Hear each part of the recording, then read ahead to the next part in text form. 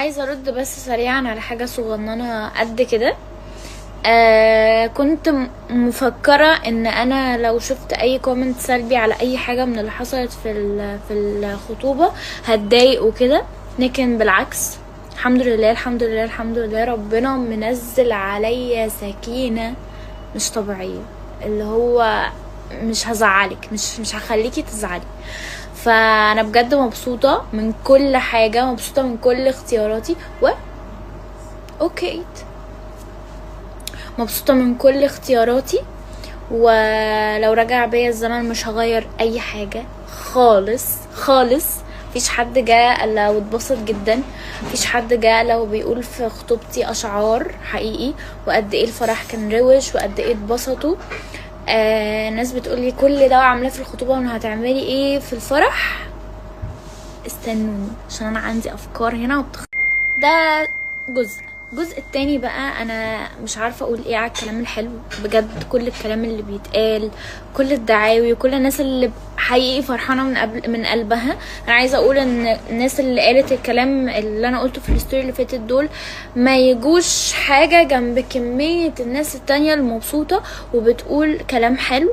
الفستان عليه يعني كلام غريب قوي قوي قوي قوي، بس انا واثقه ان ده مقصود ايا كان مين المقصود، بس انا عارفه ان الكلام اللي بيتقال على الفستان ده كلام مقصود.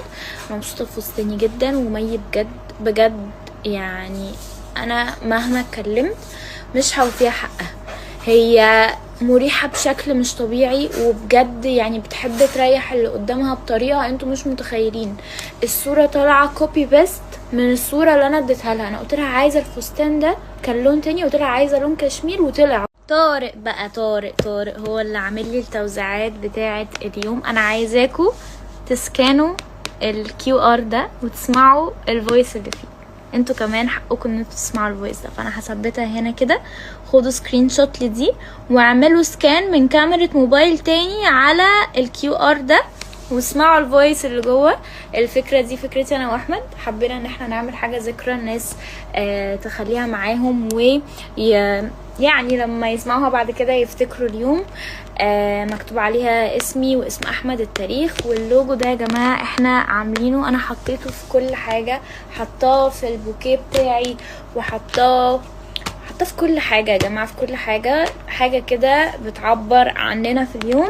طارق عامل لي التوزيعات كلها وعامل لي المراوح بتاعه البرايد ميدز وعامل لي اغلب الحاجات اللي استخدمناها في السيشن، النضارات اللي كنا لابسينها واحنا بنرقص، كل حاجه. هو بصوا بعيدا بقى عن اي حاجه، انا اليوم ده يفضل محفور هنا بجد. انا يعني مهما انا قلت ان انا هعمل حاجه شبهي وكل حاجه طلعت. انا ثانيه انا عايزه اوريكم حاجه بجد عشان الناس دي بصوا. الفوتو بوست يا جماعه بجد احلى اختراع اخترعته البشريه، بجد لازم يبقى موجود في كل مناسباتكم، لازم مناسباتكم تتوثق بالشكل ده كده، بالطريقه دي كده. مش عارفه اتكلم على ايه، مش عارفه اتكلم على كواليتي الصور ولا اتكلم على الفكره ذات نفسها، بجد فكره عبقريه انا مبسوطه بيها قوي.